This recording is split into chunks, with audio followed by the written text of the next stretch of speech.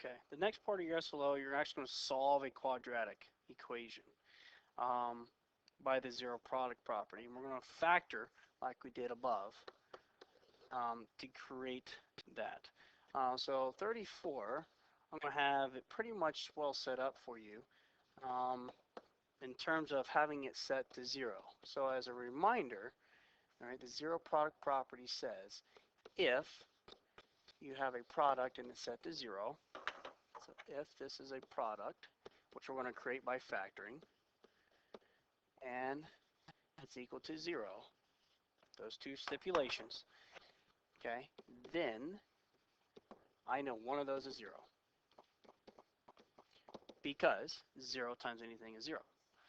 Now, with 35, I'm not going to give you, it's not going to be set to 0.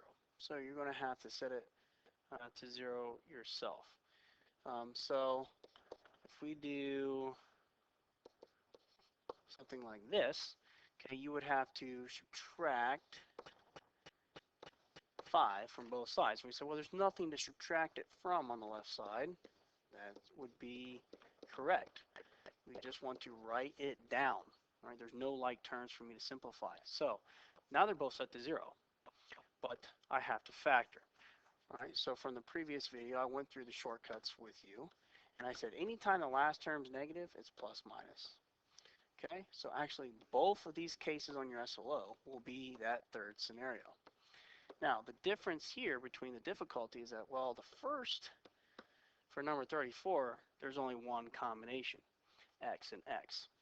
For 35, you have a couple, right? There's multiple ways of getting 12. All right, so I can do 1x and 12x, I can do 2x and 6x, and I can do 3x and 4x.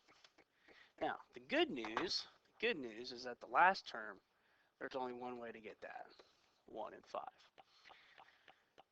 Okay, on this side, we'll say, well, there's more than one way of getting 24. So 1 and 24, you would have 2 and 12, that's an option. You would have 3 and 8. Okay. See, 4 and 6 also. So you have all those scenarios. Now again, we have to see which one do I want. So this smiley face gives me the middle term. Right? So definitely focusing in on that smiley face, making sure it matches up. Okay. Now, I'm going to start with the easier one first. So if I want negative 10, okay, I can, right away I'm seeing 12 and 2. Because remember, one of those is negative. So if I make the 12 negative and I make the 2 positive, I get 2x and a negative 12x. Well, 2x minus 12x is negative 10x. So it's done. And now, now you created the product. So one of those has got to be 0. Either that one or that one. Well, what value of x makes that expression 0? 12. What value of x makes that expression 0? Negative 2. So your two answers are negative 2 and 12. Now here, this one's harder because we got to decide which one we want. My rule of thumb is always start with the one in the middle. And that's not always going to be the case though. Alright, so just a good starting point. Now at least we know it's got to be 5 and 1 on the other side.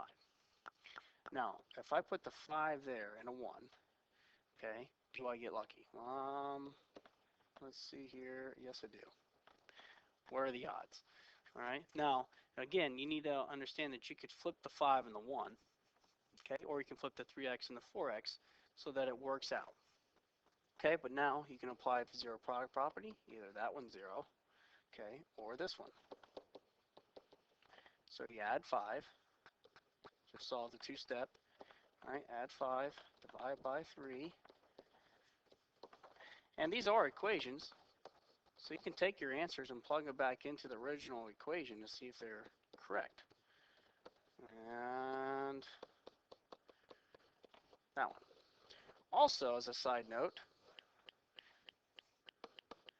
as we did quadratics, we did the quadratic formula. This does the same thing.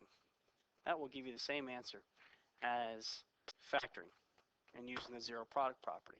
In fact, this one works all the time. Okay, we had to use that in some cases when we were not able to factor.